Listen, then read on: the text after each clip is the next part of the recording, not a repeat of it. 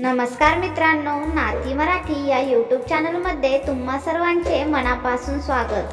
ठरलं तर मग या मालिकेच्या आजच्या भागामध्ये अर्जुन कपाट उघडून पाहतो आणि सायलीला म्हणतो, म्हणजेच की हा फोटो तुम्ही इथे आणून ठेवलाय. सायली लगेच मान हलवत त्याला हो बोलते. तर त्यानंतर अर्जुन कपाटामधला तो प्रतिमाचा फोटो बाहेर काढतो.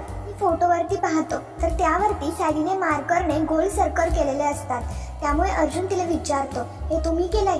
तर यावरती देखील सायली फक्त मान हलवत हो बोलते. सायलीकडे येत तिला म्हणतो, सायली हे काय, हे मार्क्स का केलेत तुम्ही? सायली लगेच अर्जुनला सांगू लागते, सर मी तुम्हाला म्हणाले होते ना, आपल्याला जी बाई दिसली होती त्या बाईच्या चेहऱ्यावरती असे भाजल्याचे व्रण होते, म्हणूनच मी प्रतिमा त्यांच्या फोटोवरती सुद्धा ते काढले. सायलीचं हे सगळं वागणं पाहता अर्जुन लगेच तिच्यावरती ओरडत म्हणतो, हा काय मूर्खपणा चालवलाय तुम्ही मिसेस सायली? तुमच्या डोक्यामध्ये अजून सुद्धा तेच चाललंय का? सायली अर्जुनला खूप तळमळ करत सांगत असते, सर तुम्हाला पुरावे हवे होते ना, बघा सर तुमच्या समोरच पुरावे. अर्जुन सायलीला सांगून टाकत असतो की तुम्ही किती जरी म्हणत असल्या की तुम्हाला प्रतिमा त्या दिसली, पण ते पॉसिबल नाहीये, कारण ते या जगामध्ये नाहीये. सायली अर्जुनला समजवण्याचा खूप प्रयत्न करत असते, पण अर्जुन काय सायलीचा एकही शब्द ऐकायला तयार नसतो आणि तिच्या बोलण्यावरती विश्वास देखील ठेवत नसतो. त्यानंतर सायली आणि अर्जुन तो फोटो घेऊन दोघेही खाली जातात. त्यामुळे ते सगळ्या नोकरांची चौकशी करत असतात. सुमन इन्स्पेक्टर साहेबांना म्हणते की साहेब आमचे हे खूप जुने आणि विश्वासू नोकर आहेत, ते असं नाही करणार. बहुतेक मला असं वाटतंय की हे काम कोणीतरी बाहेरच्या व्यक्तीने केलंय. त्यानंतर इन्स्पेक्टर साहेब रविराजला म्हणतात, मला असं वाटतंय की आता मी तुमच्या घरच्यांची चौकशी करावी. यावरती रविराज म्हणतो, मला चालेल, कारण मला माझ्या बायकोचा दागिना सगळ्यात महत्वाचा आहे. त्यानंतर इकडे दुसरीकडे फोटो सापडत नाहीये, त्यामुळे पूर्णाजी खूप अस्वस्थ झालेली असते. तेवढ्यात लगेच अर्जुन सायली दोघी तो फोटो घेऊन पूर्णाजीच्या समोर येतात. फोटोला पाहता कुठे पूर्णाजीच्या जीवामध्ये जीव येतो. त्यानंतर प्रताप बोलतो की बरं झालं फोटो सापडला, पण मात्र अर्जुन तू मला एक सांग, हा फोटो तुमच्या रूम मध्ये कसा गेला? अर्जुन कारण बनवत सांगतो, डॅड ऍक्च्युली सायली फोटो नीट साफ करण्यासाठी रूम मध्ये घेऊन गेली होती. तर त्यानंतर अस्मिताच्या सवयीप्रमाणे अस्मिता मध्येच बोलत म्हणते, मग मगाशी विचारलं होतं तेव्हा काही दातखी बसली होती ही सायली ना गोंधळ घालण्यामध्ये पटाईतेस. तर अर्जुन लगेच सायलीची बाजू घेत म्हणतो, अगं मम्मा मगाशी मी सुद्धा तिला रूम मध्ये तेच विचारलं की तू फोटो इथे घेऊन आली होतीस तर मग खाली काही म्हणाली का नाही?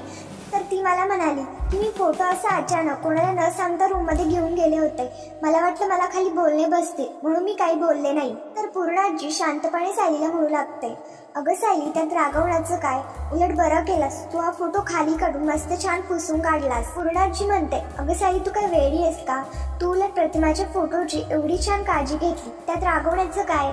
खरं तर जर विचार केला तर तुझा आणि प्रतिमाचा काहीही संबंध नाहीये, तरी सुद्धा तुझ्या मनात तिच्याबद्दल ओलावा आहे. तर पूर्णाजीचं हे सगळं बोलणं पाहता सायली लगेच स्वतःशीच विचार करत म्हणते, संबंध आहे पूर्णाजी, माझा नक्कीच प्रतिमा त्याशी काही ना काहीतरी संबंध आहे. तर त्यानंतर प्रताप कल्पनाला म्हणतो, पूर्णाजी आता तू शांत झाली आहेस ना?